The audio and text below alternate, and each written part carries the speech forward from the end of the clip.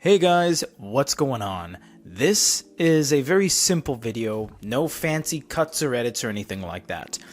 We are exploring the latest possible choices of ebook readers to come out of Amazon.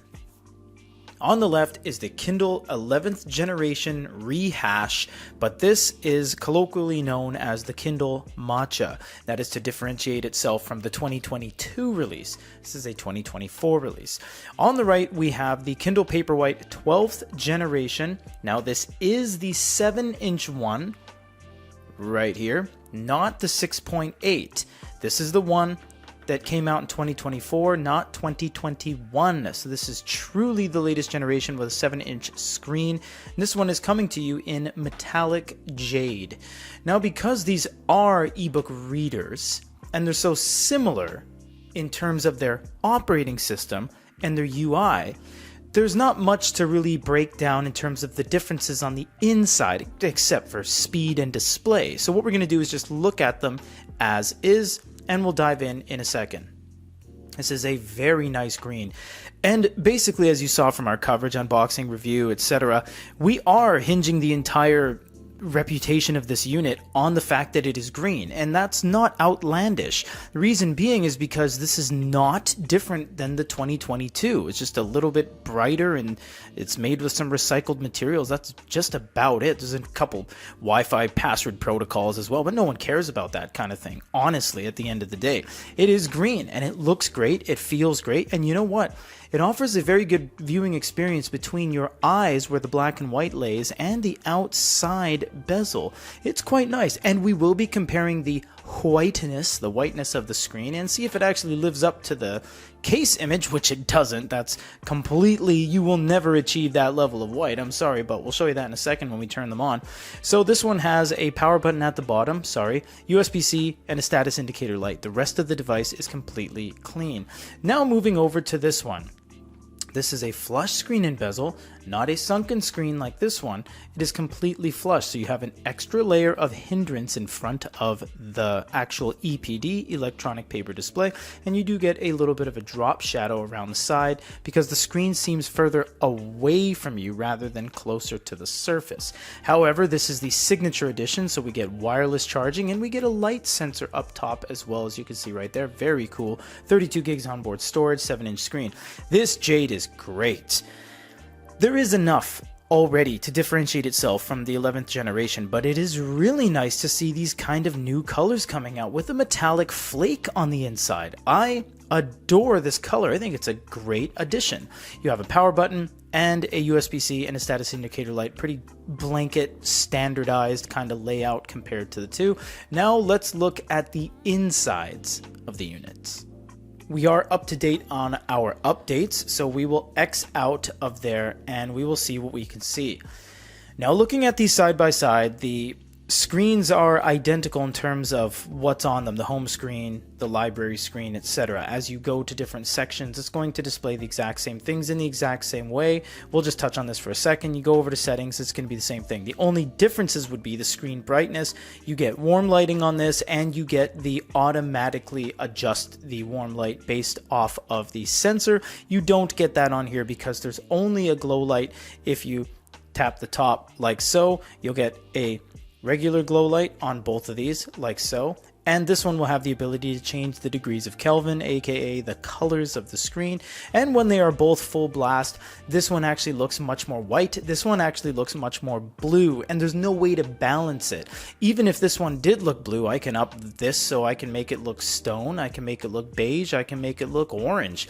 But on here you can't do that. It's just kind of blue all around, and that's not a camera trick because you can compare the two. So we're gonna just leave them completely off for this, and that'll be fair.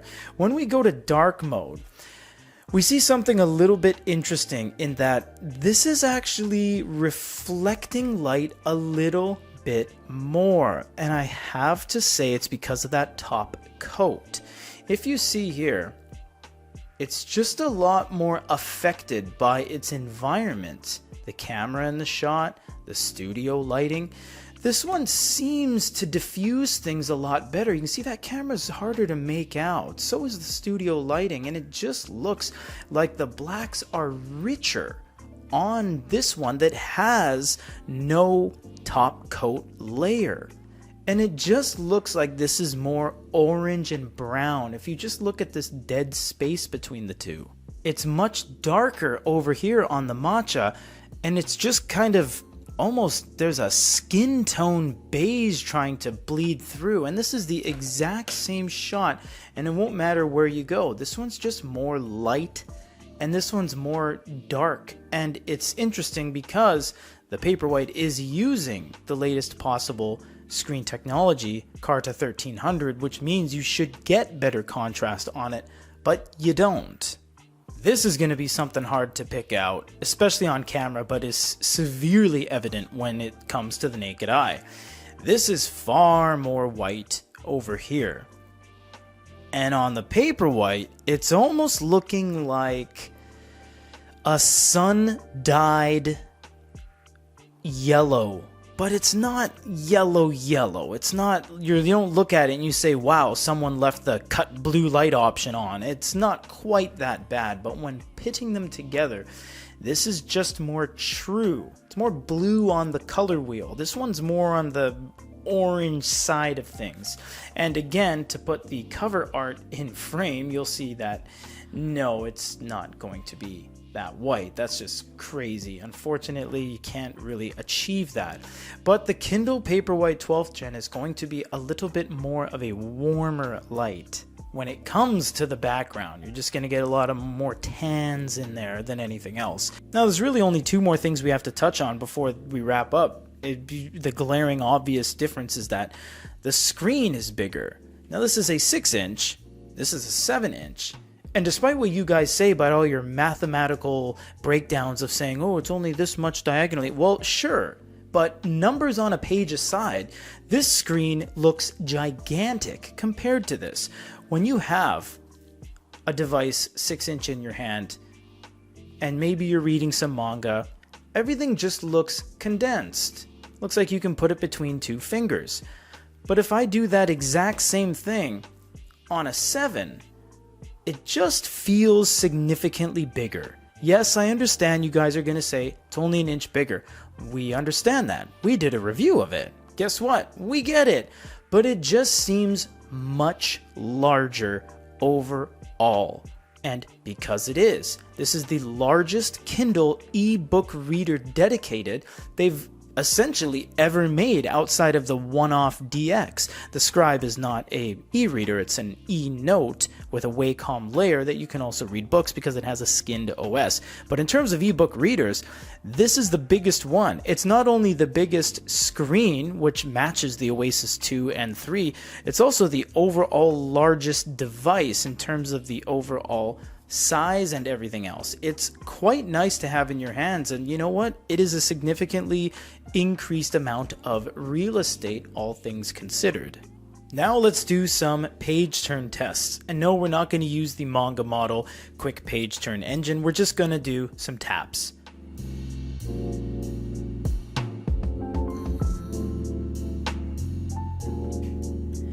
Man, you know, that's almost on par. I would say the Paperwhite is a smidgen pigeon faster, but barely. Just by a hair, it's quicker. Let's try an ebook because we also have to see how the ebook screen size takes into effect when we open things. It was way quicker than we opened that. You know what? This is going to be a good candid test here. Let's see if indeed we open something kind of blind new parallel to each other. If it was indeed that slow and faster on this. You know what? I'm going to open this one at the same time. Okay, well, you know what? It opens books quicker. That's for sure. Let's go back to the manga. Yeah, it opens books quicker.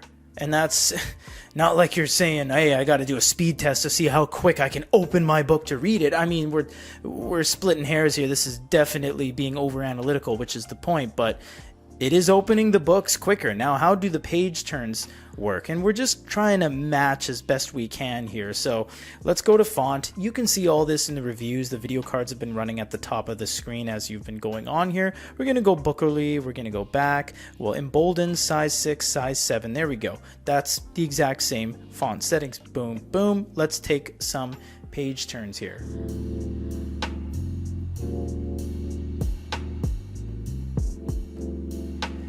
This one takes an extra second, not a full second, but you know what I mean. It takes an extra beat.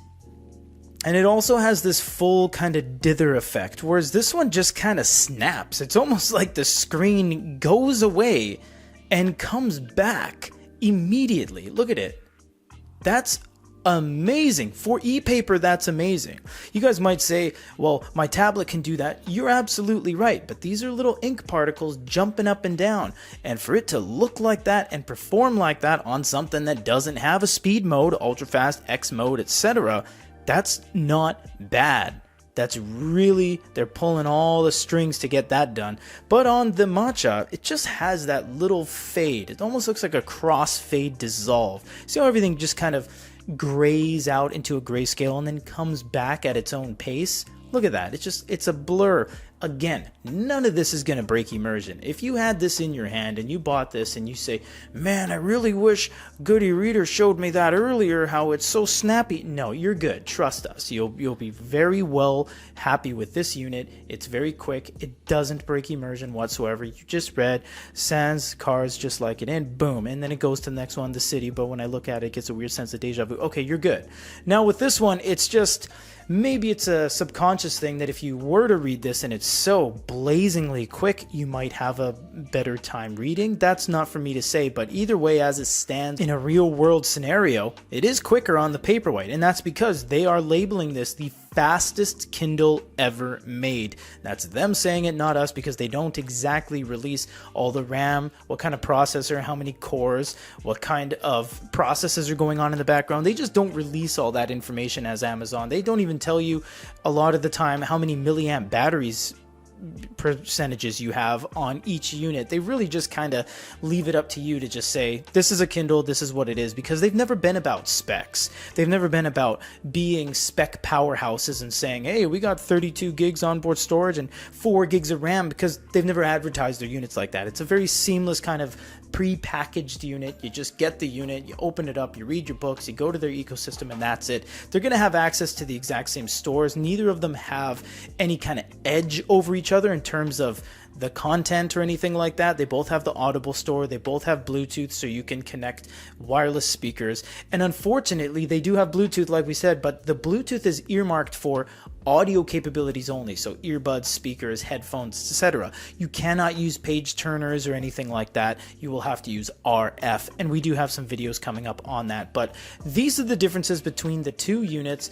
It's kind of like a bare bones, nice looking exterior, green on the front, simple e-reader with only one glow light that's very white and blue, or a fully loaded fastest Kindle ever light sensor wireless charger kind of beigey looking newspaper screen on the right. It really is just up to you guys. Now, again, if you get these both in black, they're just going to be very cookie cutter. I do recommend getting the colors.